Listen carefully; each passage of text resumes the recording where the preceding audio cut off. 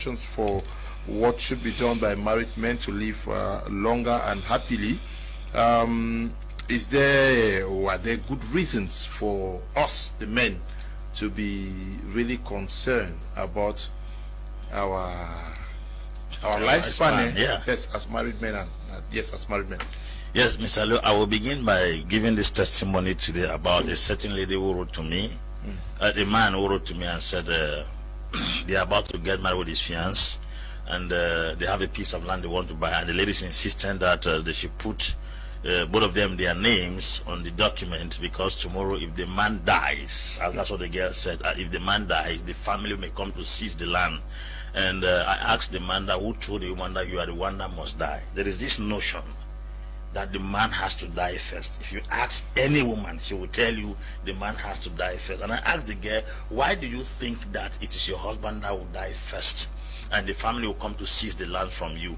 I said, what gives you ownership over your husband's property is not your name being in any property document. It's that you people signed a joint property in monogamy. That is what gives you legal right to everything the man owns tomorrow. So if I thought the man is signing a monogamous marriage with joint property, then it's very obvious that everything the man owns tomorrow belongs to you. Your name must not be on a landed certificate, a car, or some other property before you own the property. So I told the girl that this notion that you guys believe that the man must die first, who brought it in your mind?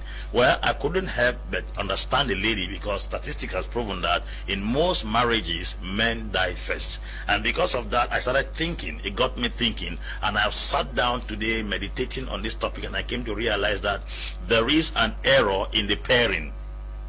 The first problem is in the pairing. The pairing has to do with what? God said, I make man in my image, and I'm going to give him a helpmate. People should get married to assets instead of liabilities. When you marry a liability, your days on earth will go short, because you are going to play the responsibility of two persons, and once you are playing the responsibility of two persons, your lifespan will be short.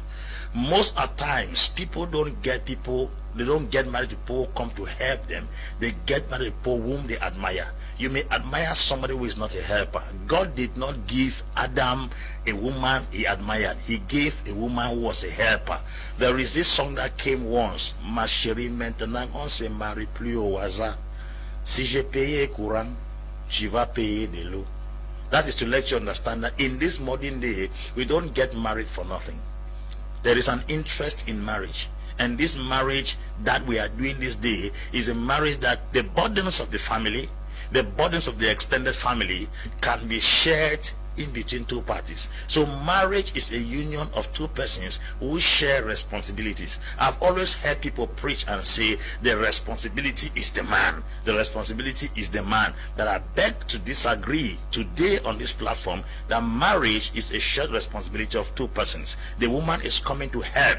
And once the man begins to play the role of the woman, the man carries the woman's burden and carries the woman's stress, and therefore the man is definitely bearing the woman's years of pain. That is to say, you are carrying the stress of two persons. You cannot live your own personal life. If you are destined to live for 70 to 80 years and you are carrying the burdens of two persons, you might not live long. There is a story of Benson Andre Idahosa.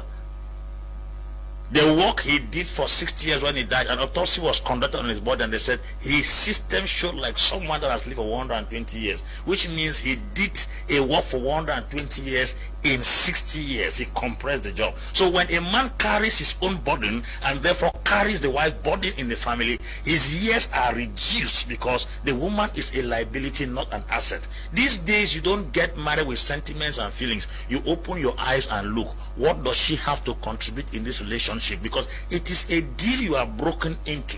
A child should not come and the entire responsibility stands on the man's shoulder. There is no food in the house. The man is thinking, he has psychological and physical breakdown. He is thinking what the man, because thinking makes you old.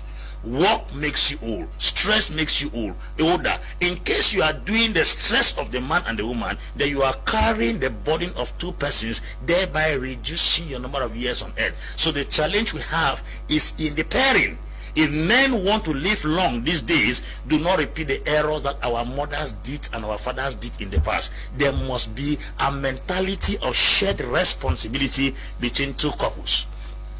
We are not in the days where a man will pay water, pay light, pay house, pay children fees, buy this, and even buy parts, to the extent of buying gas lighter in the house to light the gas. That man is carrying the burden of him and his wife. And if he is destined to live for 70 years, he may live for 40 years because he has lived the woman's life and lived the woman's pain and her stress. That's why you go to relationships, the men look very cranky, tattered, shattered, and their wives are blossoming. They are looking fresh, like flowers that rains are falling upon them, not knowing that the man is carrying the responsibility for the man and the woman. We are in the days where children have to go back to school. The man should be thinking about the books, the mother is thinking about the school fees. When responsibilities are shared, it gives a balance in our lifespan on earth. Okay.